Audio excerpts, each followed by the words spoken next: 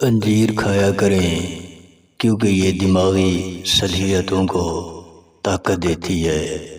زیادہ کدو کے استعمال سے پھیپھڑوں کو طاقت ملا کرتی ہے۔ گردن پر زیتون کے تیل سے مالش کرنے سے گردن کے پٹھے مضبوط ہوتے ہیں۔ کوشش کیا کریں کہ لیموں چوسا کریں، ایسا کرنے سے ہونٹ کالے نہیں ہوتے۔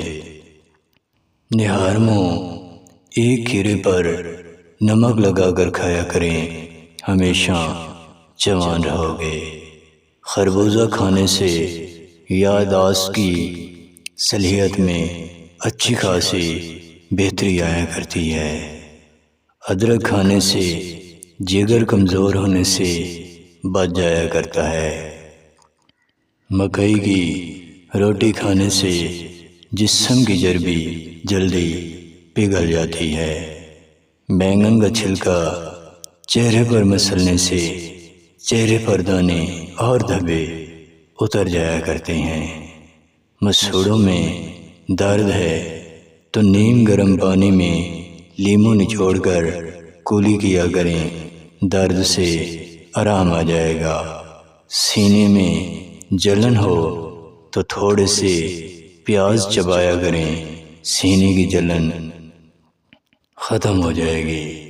بلغم کی وجہ سے سانس آنے میں تکلیف ہوتی ہے تو رات کو دیسی انڈے کو ابال کر کھایا کریں، بہت مفید ہے۔ کینسر کی بیماری کی حالت میں کوشش کیا کریں کہ گنے کا جوس بنا کر پیا کریں، بہترین علاج ہے۔ فالج پڑ گیا ہے تو کوشش کرو کہ کھجور، اخروٹ اور پستہ کو باریک پیس کر دودھ کے ہمراہ استعمال کیا کریں، بہت مفید ہے۔